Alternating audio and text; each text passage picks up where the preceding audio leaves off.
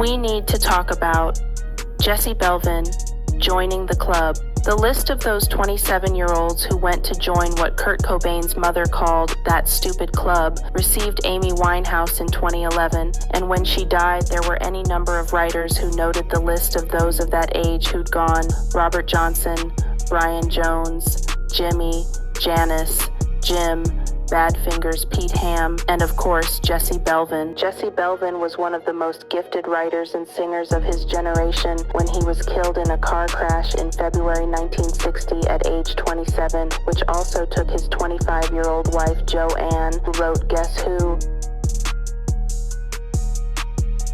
While not nearly as well remembered by the general public as either Sam Cooke or Otis Redding, singer Jesse Belvin was in many regards a performer of equal stature whose career was also cut far too short by tragedy. At the time of his death, Belvin was moving in much the same direction as Cooke. He was even on the same record label, although signed earlier, and was scoring and writing hits long before Redding ever cut a record.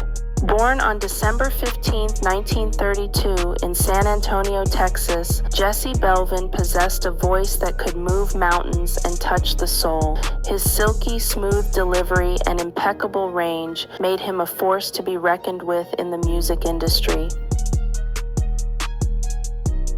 It was during this time that Jesse met the love of his life, Joanne, a talented singer in her own right. Their connection was undeniable, and in 1952, they embarked on a journey of love and partnership, exchanging vows in a small, intimate ceremony. Having been drafted into the Army around 1953, Belvin continued to write songs. His composition, Earth Angel, eventually co-credited to Belvin and Hollywood Flames singers Curtis Williams and Gaynell Hodge after a legal dispute, was recorded by the Penguins and became one of the first R&B singles to cross over onto the pop charts, selling 1 million copies in 1954-1955.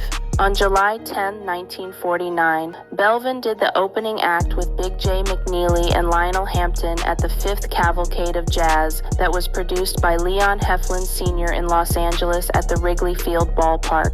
In 1950, he joined Three Dots and a Dash, saxophonist Big J McNeely's backing vocal quartet, and featured prominently on their record releases. In 1952, he joined Specialty Records. Although his early solo records were unsuccessful, his fourth record, Dream Girl, credited to Jesse and Marvin and featuring sax player Marvin Phillips singing, reached number 2 on the U.S. Billboard R&B chart in 1953. Along with Charles Wright, Belvin was involved with Kent modern A&R man Tony Hilder in the late 1950s.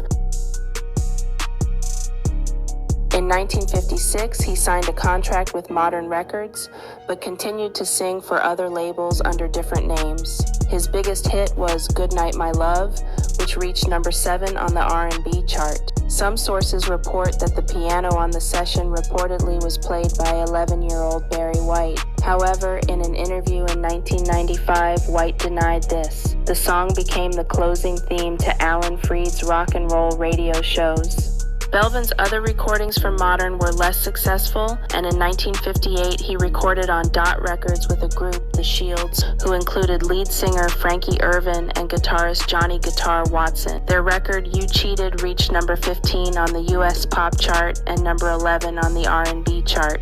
In 1956, the single The Girl in My Dreams, EW I Wanna Know Why, recorded with Eugene Church as The Cliques, peaked at number 45 on the Billboard Hot 100.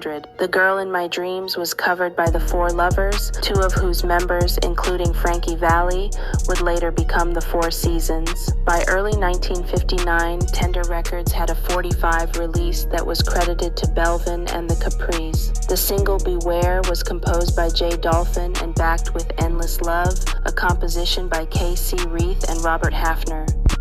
Inspired by his wife and manager Joanne to develop his style, Belvin signed to RCA Records in 1959 and immediately had a top 40 hit with Guess Who, written by his wife. This song originally started as a love letter from her to him, and Belvin turned it into the hit song it became. He also recorded the album Just Jesse Belvin, developing a mature and sophisticated sound on ballads. Style was influenced by Nat King Cole and Billy Eckstine and became a model for Sam Cooke and others. He acquired the nickname Mr. Easy, and the record company began molding him as a potential crossover star for white audience, as well as a professional rival to Capitol Records recording star Nat King Cole. Belvin recorded a further series of tracks later in the year with arranger Marty Paich and an orchestra including saxophonist Art Pepper. The songs included soulful covers of standards such as Blues in the Night, In the Still of the Night,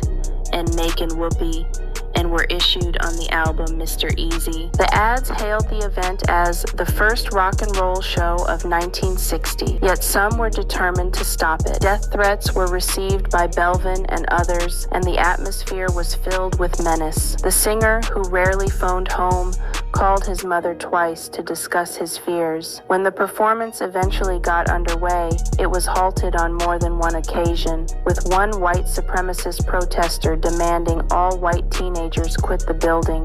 It was feared that there'd be a repeat of the trouble at Nat Cole's April 1956 performance in Birmingham, Alabama, where the singer was attacked on stage by 6 boneheaded assailants.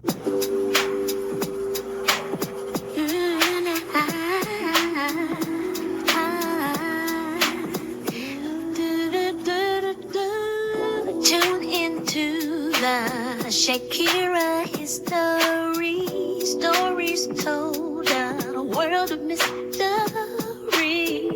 ancient tales and modern news.